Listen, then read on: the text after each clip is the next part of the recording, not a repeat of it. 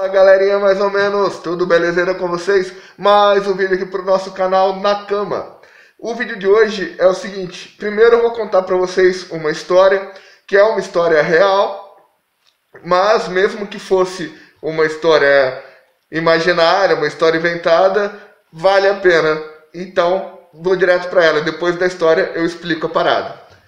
Tem um cara no Canadá chamado John Green. E ele, infelizmente, perdeu a esposa para o câncer. Se não me falha a memória, porque já faz um tempo que eu vi essa história.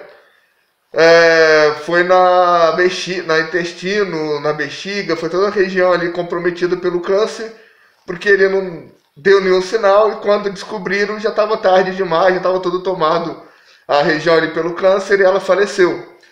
E a partir daí o John começou a ficar preocupado, porque ele já tinha aí seus 60 e poucos anos, e começou a fazer exame direto, periódicos, a cada 6 meses, fazia todo o check-up e tal, e seguiu a vida assim, até que um dia ele foi lá, fez um exame, e 2 ou 3 dias depois o médico chamou ele, e deu para ele a notícia que ele estava com uma doença degenerativa, que também era terminal, e que ele teria aí no máximo uns 2 ou 3 meses de vida. Claro, o chão do cara, porra, desabou. Imagina o médico te falar que você tem 2 ou 3 meses de vida no máximo, né? E o cara foi pra casa, ficou lá todo deprimido e tal. E foi resolveu conversar com os filhos dele, que ele já tinha 3 filhos, todos já há mais de 30 anos, casados, cada um com a sua vida. 2 eram advogados e 1 era médico, independentes e tal. E depois da conversa com os filhos dele, ele decidiu que ele ia vender a casa que ele tinha, o apartamento que ele tinha, os 2 carros que ele tinha, e ia fazer umas coisas que ele sempre quis fazer, mas nunca pôde fazer, porque casou, porque a mulher engravidou, tinha que pagar a faculdade do filho, tinha que pagar isso, pagar aquilo. E ele vendeu, zerou a conta no banco, vendeu os 2 carros, vendeu a casa, vendeu o apartamento, e foi viajar, conhecer a Europa, porque ele nunca tinha ido para a Europa. Conhecer a Itália, alugou uma Ferrari lá na Itália, foi ficar uma semana na Itália dirigindo a Ferrari para cima e para baixo, ficou nos melhores hotéis, melhores champanhes, conheceu o Japão e tudo. Ficou mais de 1 mês e meio viajando. E aí ele decidiu voltar para o Canadá e decidiu que ia passar uma semana na casa de cada um dos 3 filhos, entre aspas, esperando a morte chegar, porque ele estava se sentindo bem, não estava sentindo mal nem nada. Mas, como o médico tinha falado, né? E aí ele ficou uma semana na casa de cada filho. Foi passando o tempo, passou 2, 3, 4 meses. Não aconteceu nada, não sentiu nada. E aí ele resolveu voltar no médico. Quando ele voltou no médico, o médico atendeu ele e falou: olha, John, se você quiser me processar, eu vou entender, eu assumo a responsabilidade. Eu não sei se foi um erro da secretária, se foi uma falha no sistema. É porque nós temos um outro paciente aqui que também se chama John, porém, ele tem um H no nome. É a única diferença entre o seu nome e o nome dele é que ele tem um H e o seu não. E foram trocados os resultados, que ele fez o exame no mesmo dia que você, inclusive. E ele já tem umas 2 semanas que faleceu, e o seu exame, a única alteração que tinha é que sua glicose está um pouco alta. Bom, daí imagina a cabeça do cara como que ficou, né? O cara ficou todo, porra, ao mesmo tempo que ficou aliviado que não ia morrer, ficou, porra, perdi tudo que eu tinha.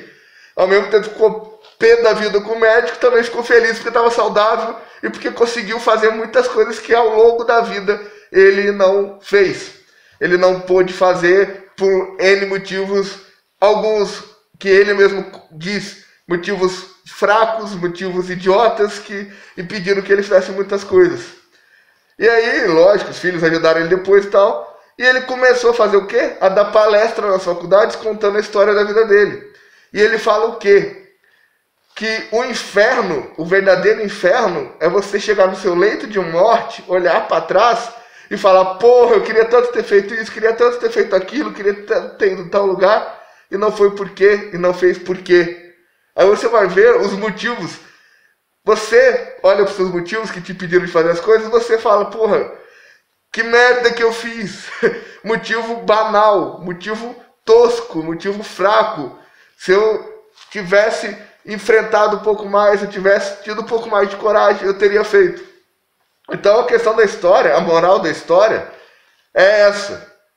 É não chegar no inferno. Então como você não chega no inferno? Fazendo o que você gosta. Ah, você quer fazer tal coisa? Vai lá e faz. Ah, tal coisa está te incomodando, tal coisa não está legal? Muda. Você não é uma árvore. Os motivos que vêm na sua cabeça são você mesmo que coloca. É você mesmo que cria aqueles motivos para deixar de fazer certa coisa que você quer, certa coisa que você gosta. Claro, tem que pôr um parênteses gigante. A gente tem que pensar o quê? Ah, tal coisa tem um certo risco? Por exemplo, saltar de paraquedas. Tem um certo risco? Tem. Se paraquedas não abrir, você morre. Porém, o que precisa fazer para saltar de paraquedas, além de ter o dinheiro para saltar de paraquedas? Você vai ter que fazer um curso de salto. Você vai ter que conhecer o equipamento.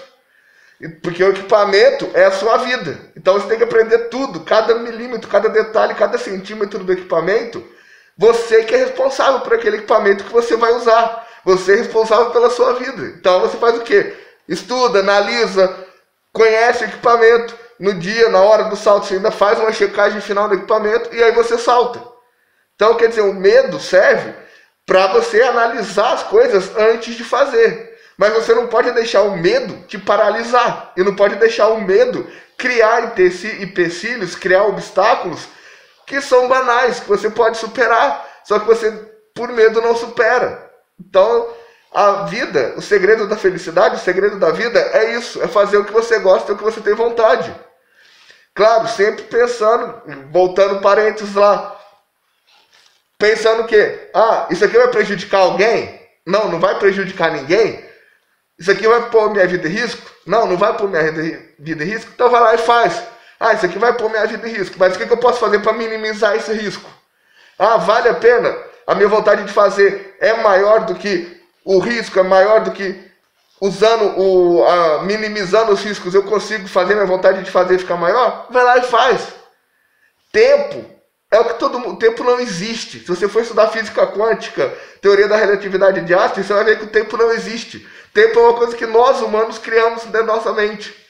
E nós não podemos deixar o tempo vencer a gente, porque o tempo é uma coisa que não existe. Então você faz o seu tempo. Você cria o seu tempo, você cria a sua vida.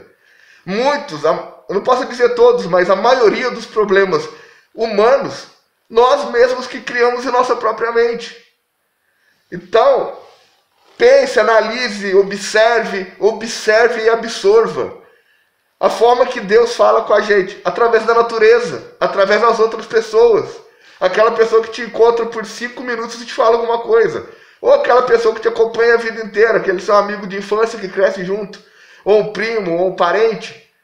É através dessas pessoas, através de sinais da natureza que Deus fala com a gente. Nós precisamos o quê? De parar e observar. Temos 2 olhos para observar, 2 orelhas para escutar melhor e uma boca para falar menos. Ficar em silêncio, porque em silêncio a gente consegue observar mais e melhor. Então, fica aí a dica. Paz para todos. Fui!